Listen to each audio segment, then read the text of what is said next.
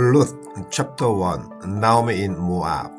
Once back in the time of the judges, there was a famine in the land. So a man from Bethlehem of the Judah left home with his wife and two sons to reside on the plateau of Moab. The man was named Elimelech, his wife Naomi, and his sons Mahlon and the Syrians. They were Ephrathites from Bethlehem of the Judah, sometime after their arrival on the plateau of Moab. Elimelech, the husband of Naomi, died, and she was left with her two sons. They married the Moabite woman, one named Oprah, the other Ruth, when they have lived there about 10 years. Both Mahlon and the Syrian died also, and the woman was left with neither her two boys nor her husband. She and her daughter-in-law then prepared to go back from the plateau of the Moab, because the word had reached her there that the Lord had seen to his people's needs and given them food. She and her two daughters-in-law left the place where they had been living on the road back to the land of the Judah. Naomi said to her two daughters-in-law, "Go back, each of you, to your mother's house. May the Lord be kind to you as you were to depart and to me. May the Lord guide each of you to find the husband and the home in which you will be at rest." She kissed them goodbye, but they wept aloud, crying, "No, we will go back with you to your peoples." Naomi replied, "Go back, my daughters. Why come with me? Have I other son in my womb who could become your husband? Go, my daughters, for I am too old to marry again, even if I had any such hope, or if tonight I have a husband and were to bear sons. Would you wait for them and deprive yourself of the husband until those sons grew up? No, my daughters, my lot is too bitter for you, because the Lord has extended his hand against me." Again they wept aloud. They Oprah kissed her mother-in-law goodbye, but Ruth clung to her.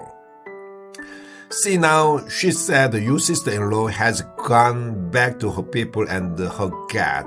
Go back after your sister-in-law." But Ruth said, "Do not press me to go back and abandon you. Wherever you go, I'll go. Wherever you lodge, I'll lodge.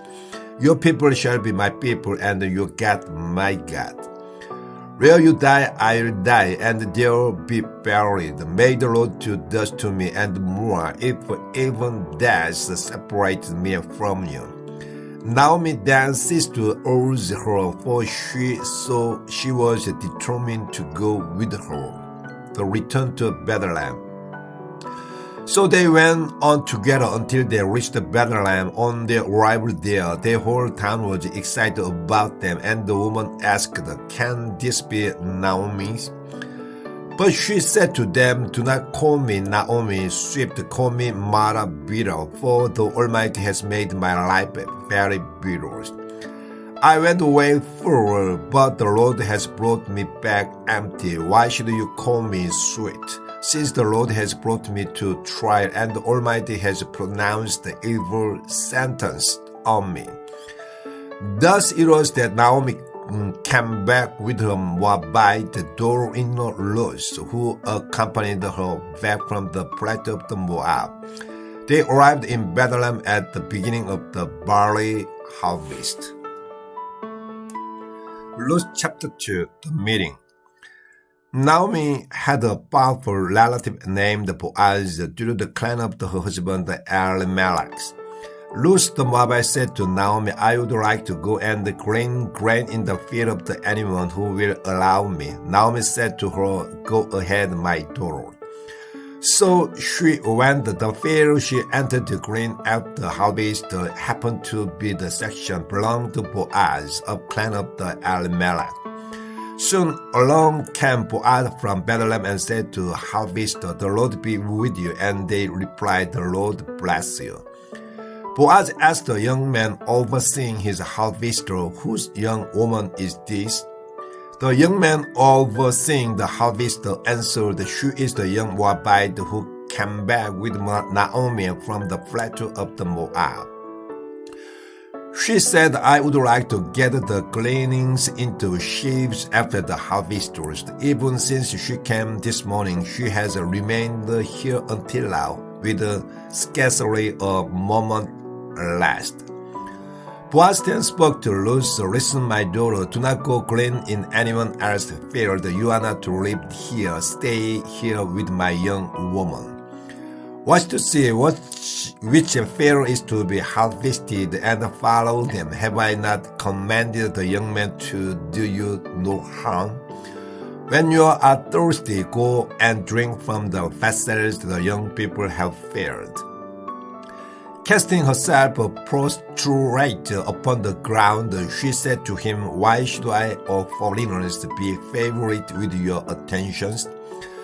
Boaz answered her, "I have had a complete account of what you have done for your mother-in-law after your husband's death. You have left your father and your mother and the land of your brothers and have come to a people whom previously you did not know.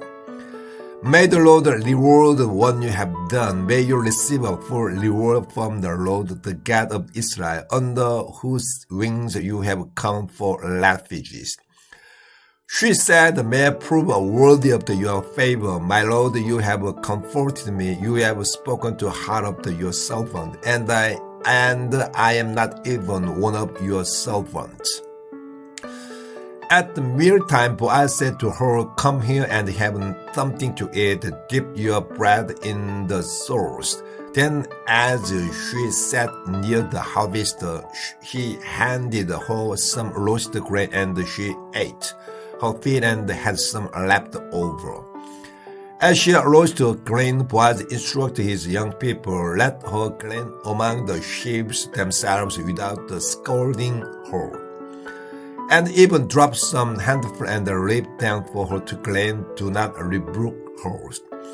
She gleaned in the field until evening, and when she beat out what she had gleaned, it came to about an ephah of the barley, which she took into the town and showed to her mother-in-law. Next, she brought out what she had left over from the meal and gave it to her. So her mother-in-law said to her, "Where did you glean today? Where did you go to work? May the one who took notice of you be blessed." Then she told her mother-in-law with whom she had worked, "The man at whose place I worked today is named Boaz," she said.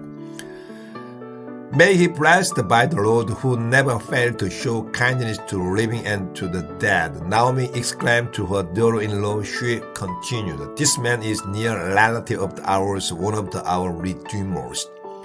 He even told me, 'Add Ruth the Moabite, stay with my young people until they complete my entire harvest.'"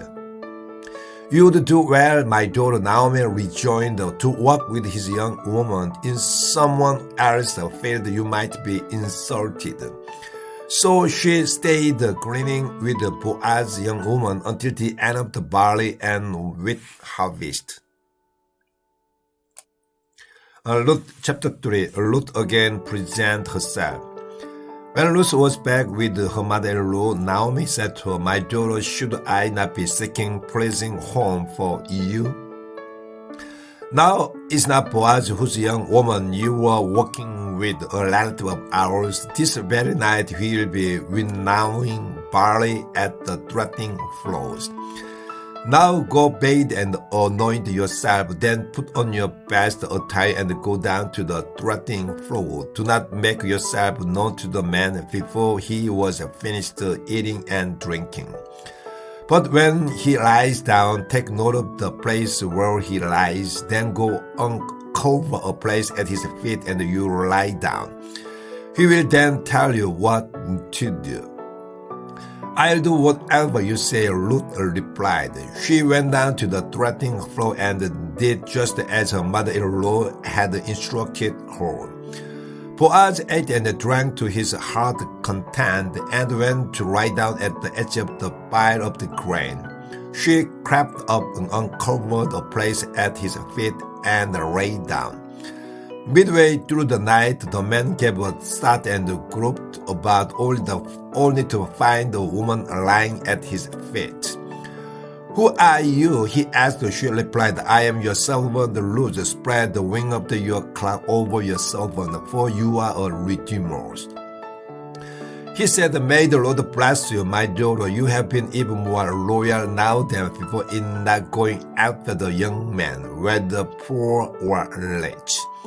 Now rest assured, my daughter, I'll do for you whatever you say. All my town people know you to be a worthy woman. Now I am in fact a redeemer, but there is another redeemer closer than I. Stay where you are for tonight and tomorrow. If you act as a redeemer for you, good. But if you will not, as the Lord lives, I'll do it myself. Lie there until morning."